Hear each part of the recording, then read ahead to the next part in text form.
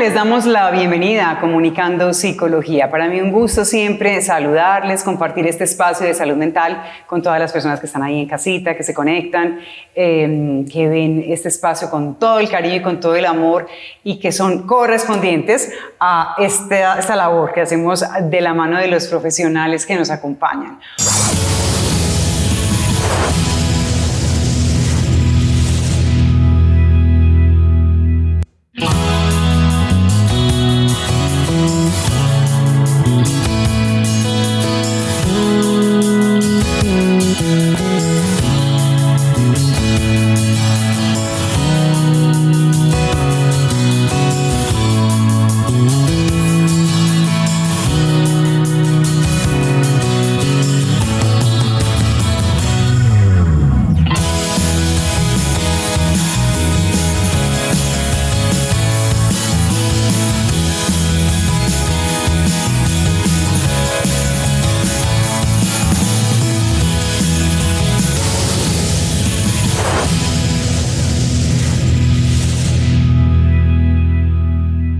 Hoy vamos a plantear un tema bien interesante y es la salud mental del cuidador, esa persona que está ahí cuidando a una persona enferma, discapacitada, que su salud también se resiente. Es el tema que planteamos y para ello quisimos invitar hoy a Isabel Chaverra. Isabel es enfermera profesional, además coach de vida y ella vive en sintonía con la vida, así que me pareció que podíamos conversar perfectamente de este tema. La saludamos. Isa, ¿cómo estás? Ay, muy feliz de esa maravillosa invitación con un tema súper lindo, porque las enfermeras somos cuidadoras.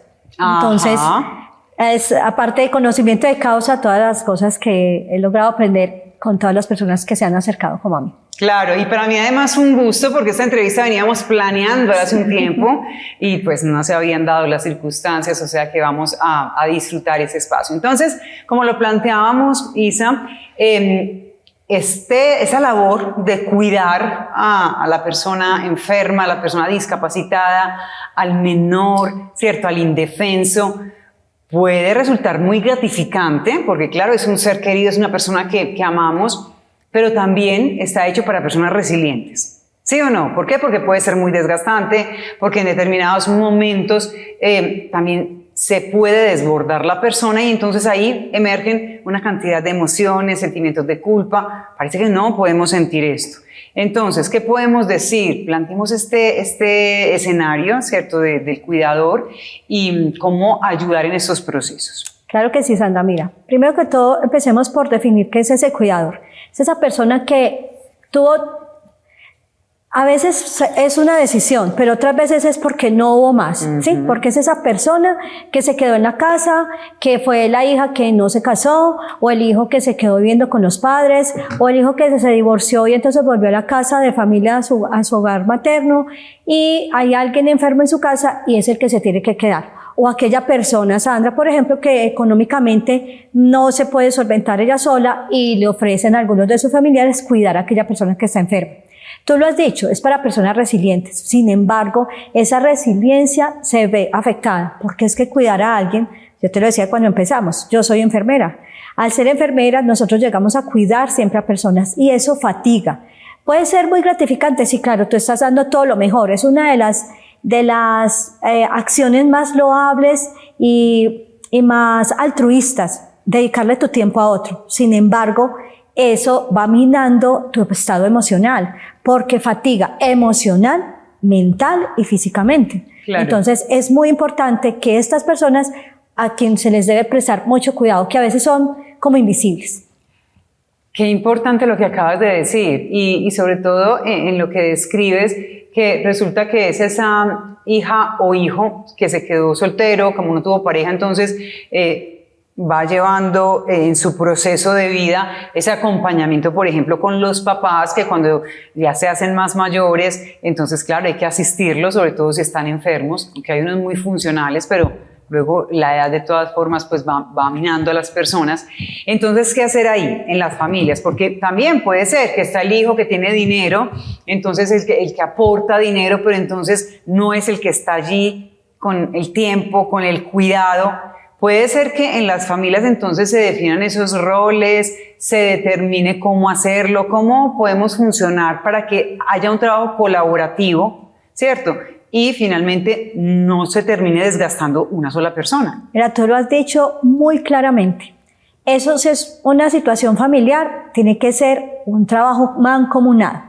O sea, el que tiene la forma de asistir económicamente, pero no tiene el tiempo por su trabajo, por las múltiples tareas, pero también va a colaborar. Entonces, aquel cuidador que se determinó que fuese el que cuidara o la persona enferma o a los padres, a esa persona hay que apoyarla. Entonces, una de las cosas importantísimas es hacer red de apoyo. Y la primera red de apoyo es el núcleo familiar. Para que esa persona no se desgaste, Sandra, hay que darle varias alternativas, pero también quien decidió, porque aunque fue una decisión, listo, por decir algo, me dicen a mí, Isa, tú no te casaste, si tú puedes quedarte con mis padres, ok, yo decidí aceptar esa responsabilidad, porque se vuelve una responsabilidad. Claro. Cuidar a alguien que está discapacitado, que depende completamente de ti, es una responsabilidad, pero hay que poner límites desde el principio. Y los límites son supremamente importantes. Y eso lo que hace es que genere en todo el núcleo familiar, en todas esas personas que también son responsables de esa persona que está enferma, para que puedan aportar. ¿Y cuáles son los límites? Tiempos de trabajo, tiempos en que está. Que esa persona generalmente, Sandra, el cuidador se olvida de él. Esa es una de las cosas supremamente importantes. Es que vamos viendo durante el tiempo que va pasando, porque es que la primera semana es muy fácil para todo el mundo. Y decir, estoy cansado, estoy aburrido, ya no puedo más, me cansa cuidar a mi mamá, eso está bien, eso es válido, eso se tiene que decir. Hay que expresar, el cuidador tiene que expresar sus emociones. Y ese núcleo familiar, para que no haya esas dificultades y para que ese cuidador no se vaya desgastando y no entre también en un burnout, porque hay burnout del cuidador, o sea, se quema ese cuidador lo primero que tiene que hacer es poner límites, establecer unos límites de tiempos, de actividades, de responsabilidades y poner, así parezca muy horrible, Sandra, poner su vida primero antes que la persona que está cuidando. Okay. ¿Por qué? Porque si no pone su vida primero, en unos meses va a ser el que va a necesitar quien lo cuide. Ajá. Y va a estar con problemas emocionales, con problemas de depresión, con problemas de ansiedad y va a descuidar todo. Entonces, lo primero es poner límites, establecer límites y socializarlos en ese núcleo familiar. Perfecto. ¿Cuáles serían entonces de pronto los factores de riesgo que vamos a encontrar en una persona que está ejerciendo este rol? Mira,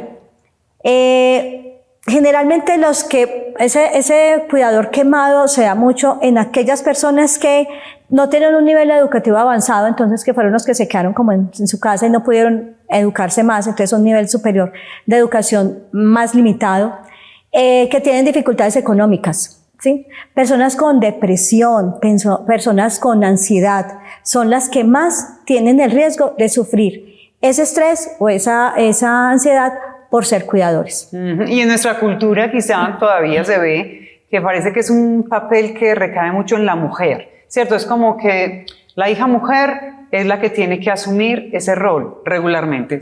Pasa, sí, ¿cierto? En nuestra cultura es más la mujer la que se queda en la casa cuidando. Se ha visto, y yo conozco algunas familias donde hay hombres que se quedan cuidando sus esposas, ¿sí?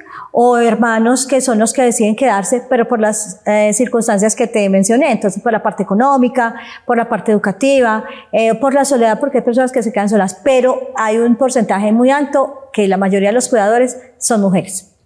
¿Debería entonces una persona que se dedica a cuidar a ese ser querido, a esa persona que lo necesita? Porque está claro que si necesita un cuidador es porque hay una patología, hay alguna situación de discapacidad, de movilidad, no sé, cualquier cosa que invita a que lo haga así. Debería haber una formación, algo que invite también a que la persona pueda asumir ese rol, esa función.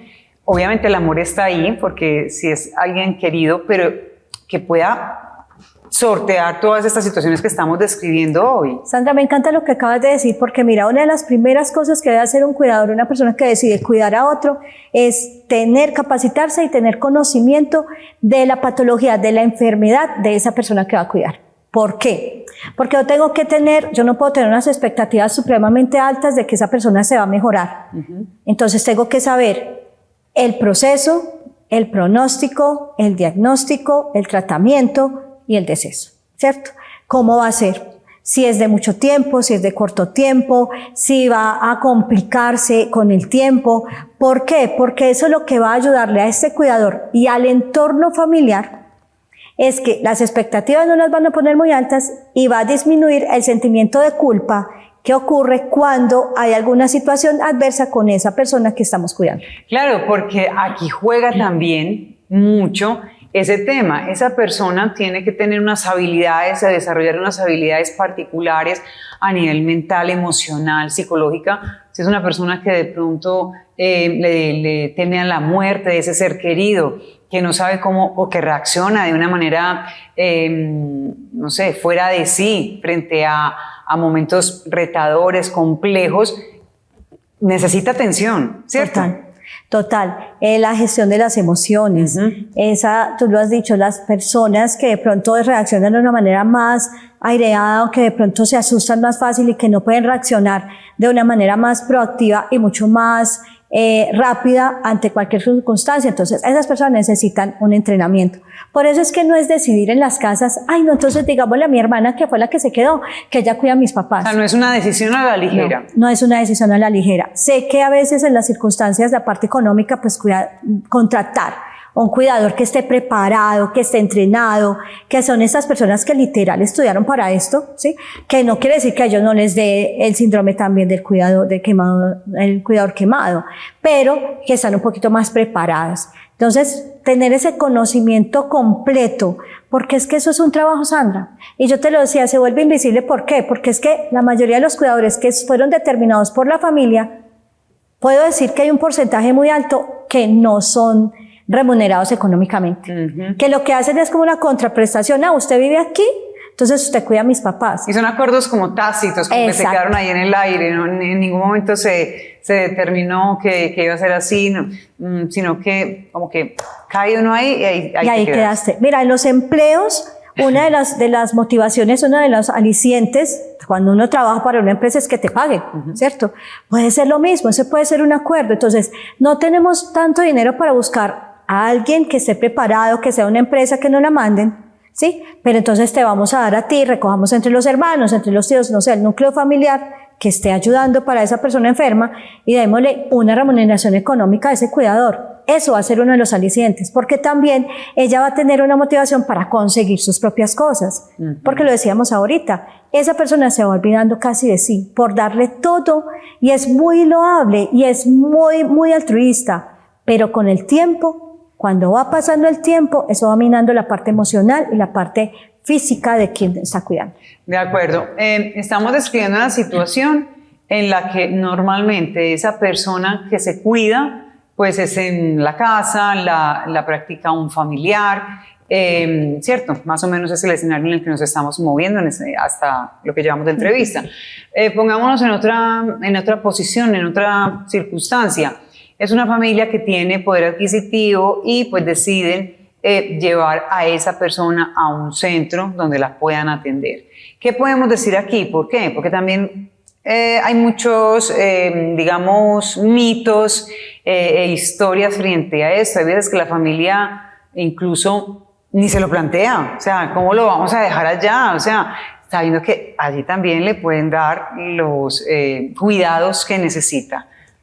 Aquí, si vamos a hablar de esa parte de acá en Medellín, y creo que en Colombia hay sitios muy buenos donde tienen personal entrenado, donde tienen personal capacitado para cuidar a esas personas. Pienso que hay que dejar un poquito, es que es esa cosa desde la relación que se tiene generalmente es con los padres. ¿Cómo voy a dejar a mi papá ya? ¿Cómo lo voy a abandonar? ¿Cierto? Todo depende también como del tipo de patología que tenga. Si es una persona con Alzheimer, pues hay que entender, por eso yo les decía ahorita, hay que comprender y saber de la enfermedad, de la patología. Esa persona vive en su mundo propio, ¿sí? Tiene no tiene recuerdos de muchas cosas. Pero si tú vas y lo visitas, no es ir a dejar, eso es una decisión y es muy respetable, ir a dejar a aquella persona que está enferma allá y no volver a ir a visitarlo. Pero si tú tienes poder adquisitivo, busca sitios, hay sitios muy buenos donde el personal está completamente entrenado, donde saben reaccionar ante una eventualidad, ante un accidente, ante cualquier situación adversa que le pueda ocurrir a esa persona.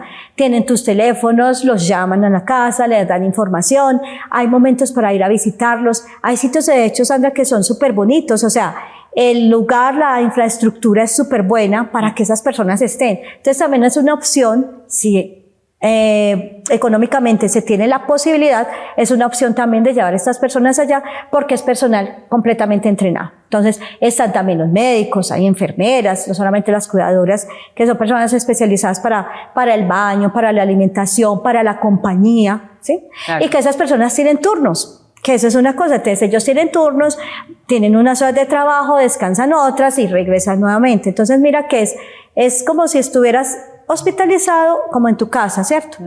Con personas que te van a cuidar, pero que están completamente preparadas para eso. Perfecto. Hoy estamos hablando con Isabel Chaverra acerca de la salud mental del cuidador. Isabel es enfermera, es coach de vida. Y pues estamos desarrollando este interesante tema. Vamos a hacer una pausa y ya volvemos.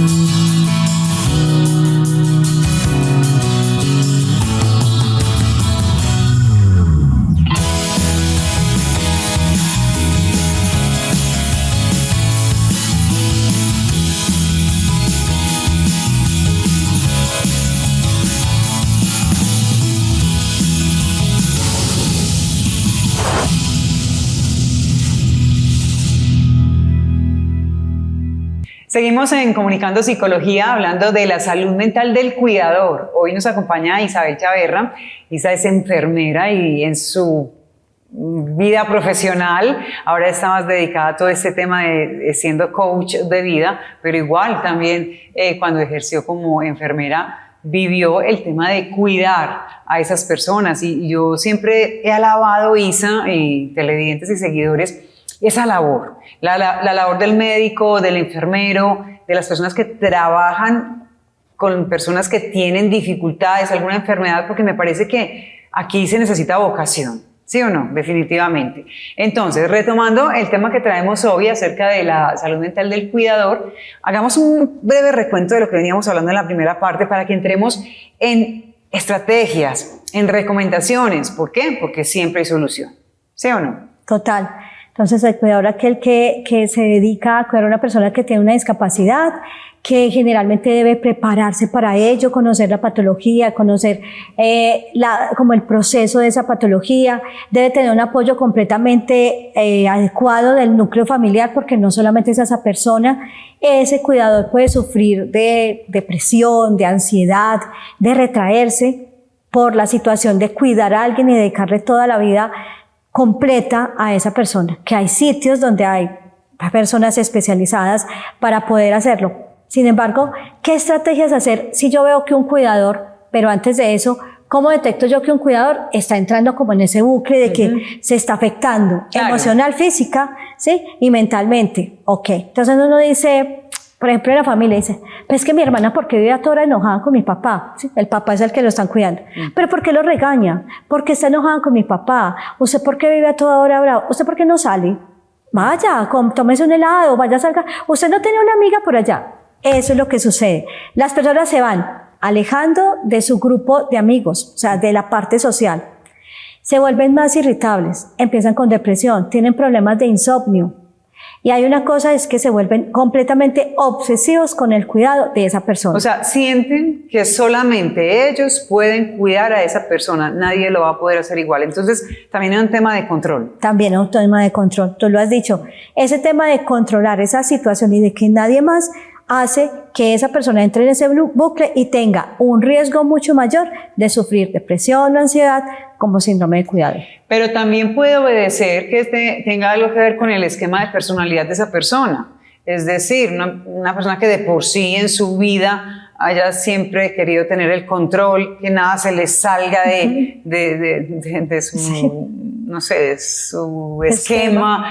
Y aquí aflore más. Total, seguro, mira, tiene que ser. Ese tipo de personalidad tipo A, que es el hiperexigente, el controlador, el que todo tiene que estar en orden, que nada se le puede salir de sus manos, esa es la persona que más riesgo tiene de sufrir estrés por ser cuidador. Ajá, ese es el más vulnerable, por decirlo así. El que quiere siempre tener la razón, y si no lo hago como, o sea, si es que si nadie lo va a hacer como yo, entonces finalmente hay que aprender a ceder, y vamos a hablar un poquito de eso, Isa. ¿Cómo desarrollar entonces estrategias para cuando una persona se está enfrentando a eso, que lo describías muy bien, en la familia se empieza a notar? ¿Y qué le pasa pues a este que está tan ofuscado, tan mal geniado porque se ofusca con mi papá o con mi mamá?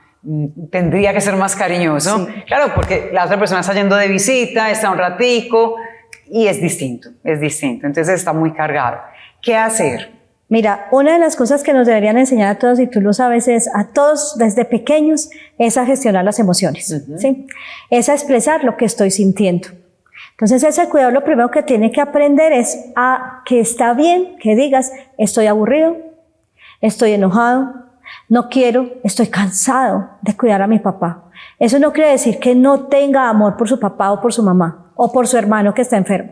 Eso quiere decir que es un ser humano que acepta su vulnerabilidad y que acepta que también se cansa. Entonces lo primero es la gestión de las emociones, expresar lo que estás sintiendo, expresar la emoción.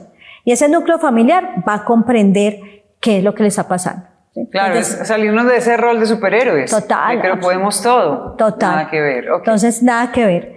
Lo otro es tomar tiempos para sí mismo. ¿Qué es? Entonces, yo se los decía al principio, vamos a hacer acuerdos, vamos a establecer límites, vamos a poner unas estrategias. Los miércoles yo no estoy acá. ¿Sí? Yo los miércoles me levanto, ahí está mi mamá, pero vamos a decidir quién va a venir el miércoles a cuidar a mi papá o a mi mamá. ¿Sí? Porque esa persona tiene vueltas para hacer en el banco, ¿sí? Tiene una reunión con una amiga, tiene derecho a ir a la peluquería, al salón, a que le corten las punticas, a que se haga las uñas, ¿sí? Que le dieron, y en esa familia le dan dinero y le dan un aporte económico, tiene derecho a irse a un spa, estoy cansada, estoy relajada. La familia, imagínate qué regalo tan rico darle al cuidador de mis padres, si es mi hermana, si es mi hermano, si es una tía, decirle, el sábado te vas para un spa y aquí no te queremos ver. Genial, ¿cierto? Es facilitar ahí también las cosas. Claro, entonces facilitarle. Entonces, expresar las emociones, tomar tiempos libres, ir al médico, preocuparse por su propia salud. Tú tienes también afecciones, o si estás muy saludable en el momento, ir cada año, entonces vas al médico, te haces tus chequeos generales, si eres mujer, entonces que tu mamografía, que tus exámenes, todo lo que tengas que hacer, o sea, preocúpate por ti. Empieza a preocuparte por ti. Expresar las emociones, la ida al médico, los límites, y tienen un grupo de apoyo. O sea, levanta la mano y di, no sé qué me pasa, no me aguanto a mi papá, no me aguanto a mi hermano, no me aguanto a mi mamá, algo me está sucediendo. O sea, buscar esa red de apoyo. Importante. Y esa red de apoyo, psicólogos, coach, el médico, ¿sí? El grupo de amigos, vincúlate con nosotros. Ese cuidador debe vincularse con nosotros. Mira, la vinculación es supremamente importante. Los seres humanos nacimos para estar en grupo. Cuando tú sientes que perteneces a un grupo, te sientes valioso. Pero cuando solamente estás aislado y estás solamente en una casa, encerrado 24 horas del día, 7 días de la semana y 30 días del mes, y no tienes contacto con nadie más, vas perdiendo muchas cosas. Y una de las cosas que se pierde, Sandra, es la empatía. Por eso es que vamos viendo esas personas que se van volviendo hurañas, enojonas, ¿sí? Que se van volviendo grises porque van perdiendo su brillo. La vinculación es supremamente importante. Entonces, tener esa red de apoyo y vincularte con los amigos, no perder tu vida, es una de las estrategias maravillosas para el cuidador. Perfecto. Isa, y yo creo que también aquí la invitación, más allá de ese cuidador que tiene que asumir lo que acabas de describir, esas estrategias tan interesantes para abrirse a nuevas posibilidades, gestionar sus emociones, decir no puedo más, alzar la mano, esa red de apoyo, la invitación también tendría que ir en la línea de las familias, del entorno, que también están involucrados con ese ser querido, porque claro, no es solamente él, sino también ser compasivo con el otro, y yo estoy trabajando y luego voy a mi casa y estoy con mis hijos y luego vengo un rato y comparto con mis papás, pues cualquiera diría, qué bien, qué vida más fácil. Entonces, ser solidario con el otro, esa invitación quiero que la hagamos también a ese entorno y también Total. cómo hacerlo. Familias, al cuidador hay que cuidarlo, porque es la persona que está dando todo su tiempo y todo su amor, tú también lo das, pero todo su amor y todo su tiempo a esa persona que está enferma. Entonces, involúcrate un poquito más con él. Te voy a contar algo personal. En mi familia, con mis padres, viven 2 de mis hermanos. Al ser enfermera, ¿sí? Y muchas cosas que en mi proceso de vida aprendí. Entonces, yo era la única que podía ir a las citas, llevarlos, traerlos. Pero aprendí que yo tengo otros 4 hermanos. ¿Sí? Hicimos un chat familiar. Y en ese chat familiar pusimos todos los medicamentos, mi hermana y yo, todos los de mis padres, para que mis hermanos también se involucraran. Claro. Entonces ellos ya saben, ustedes decimos, ¿quién puede una cita a las 7 de la mañana? Entonces, fulanito, usted puede, listo, ese va.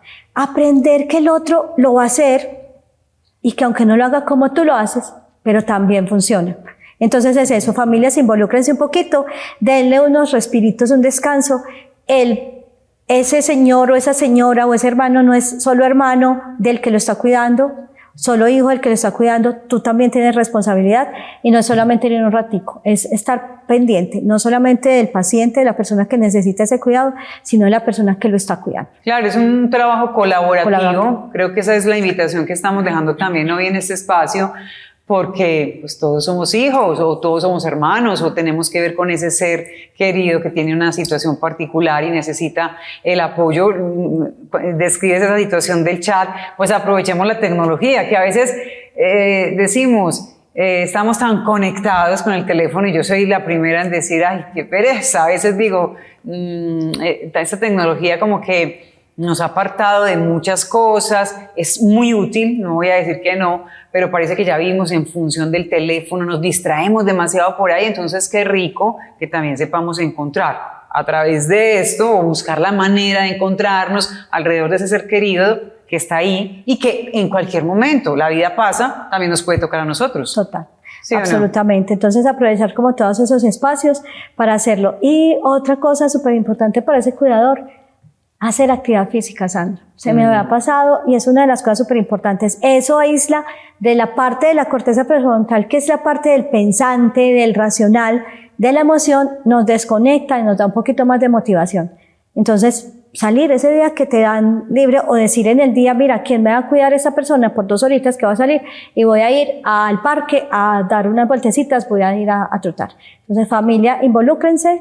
El paciente, el padre, la madre, el hermano no es solamente del que lo cuida, tú también tienes una responsabilidad y lo que suceda es parte de un proceso de enfermedad de esa persona y tenemos que estar siempre muy así, como muy juntitos para poderle ayudar a ese cuidador. Claro, y que se convierta también en un disfrute el estar con esa persona que gracias a Dios todavía está con nosotros, que hace parte de nuestras vidas, que cuando éramos pequeños nos ayudó, ¿cierto? Es que no podemos olvidar y tener esa conexión con esa persona, descargarlo tan fácil en el otro.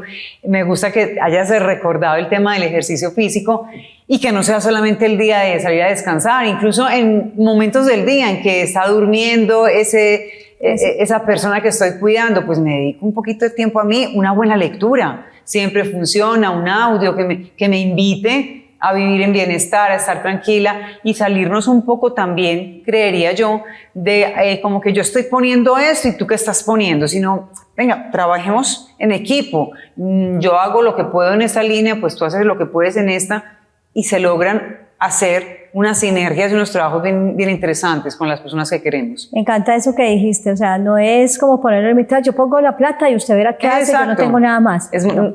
Sería lo más fácil. Sería lo más fácil para cualquiera. Es un trabajo de equipo, Tú lo dijiste, un trabajo colaborativo donde todos estamos apuntando al bienestar de una persona que en ese momento nos necesita. Perfecto. Isa, pues para mí un gusto tenerte hoy en este espacio de Comunicando Psicología. Siempre es un gusto hablar contigo. Quiero que ustedes la busquen en sus redes sociales. Decía al principio que está muy sintonizada con la vida, es porque las redes sociales de Isa es así, sintonía de vida. Y allí pues vamos a verlos haciendo ejercicio, invitando a tener hábitos saludables y finalmente también la gestión de emociones que hablábamos hoy acá. Mensaje final y pues gracias siempre por acompañarnos. No, gracias a ti. Mira, si cada uno comprendiera el mundo interno que tiene el otro, sus dudas, sus miedos, sus fortalezas, podríamos ser más empáticos. Entonces yo creo que hay que mirar un poquito más allá del corazón.